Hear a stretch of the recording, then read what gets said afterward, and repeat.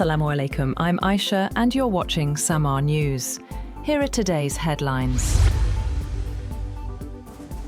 Pakistan has categorically rejected a CBS News report regarding the presence of Iranian aircraft at Noor Khan Air Base, calling it misleading, speculative and sensationalised. The Foreign Office said the aircraft were in Pakistan as part of logistical arrangements linked to Islamabad talks, not because of any military contingency. According to the spokesperson, several aircraft from Iran and the United States arrived in Pakistan following the ceasefire and during the initial round of the Islamabad talks. Pakistan stressed that the Iranian aircraft currently parked in the country arrived during the ceasefire period.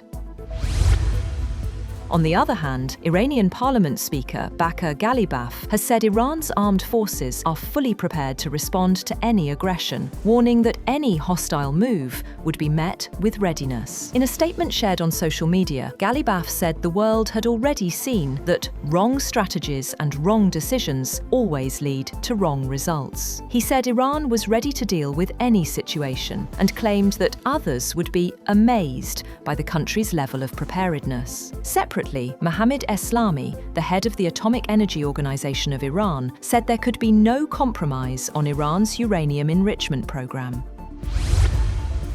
US President Donald Trump says the ceasefire with Iran is on life support after sharply rejecting Tehran's response to a US peace proposal. Speaking in the Oval Office, Trump described Iran's reply as garbage and said he did not even finish reading it. Tehran's response reportedly demanded compensation for war damage, recognition of Iran's authority over the Strait of Hormuz, an end to the US naval blockade, and the lifting of sanctions. The exchange has raised fresh concerns that the conflict could continue disrupting regional stability and global shipping routes. Talking about his upcoming visit to China, Trump said he would discuss American arms sales to Taiwan with President Xi Jinping during talks in Beijing this week. He said the issue would be among several topics on the agenda. He also said he did not expect tensions over Taiwan to escalate during his presidency, citing his very good relationship with Xi. Meanwhile, Iranian President Masoud Pezeshkian says Tehran remains open to negotiations with the United States, but only from what he called a position of dignity and in defense of Iran's national interests. Speaking to senior security commanders, Pezeshkian said military gains achieved during the recent conflict must now be reinforced through diplomacy. He outlined three possible paths for Iran: renewed negotiations, prolonged uncertainty, or continued confrontation, but described diplomacy backed by military strength as the most rational option.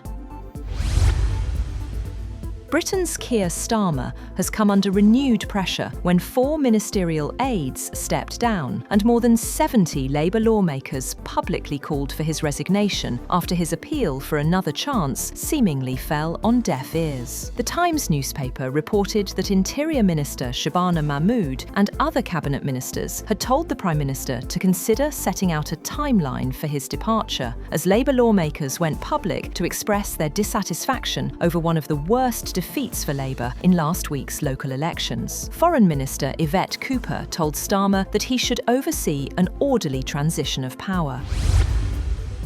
European Union foreign ministers have agreed on new sanctions targeting violent Israeli settlers in the occupied West Bank, along with leading Hamas figures. EU Foreign Policy Chief Kaja Kallas said the package includes sanctions on 3 settlers and 4 settler organizations, though their identities have not yet been disclosed. The move had reportedly been blocked for months by Hungary's previous government before last month's election. That's all for now.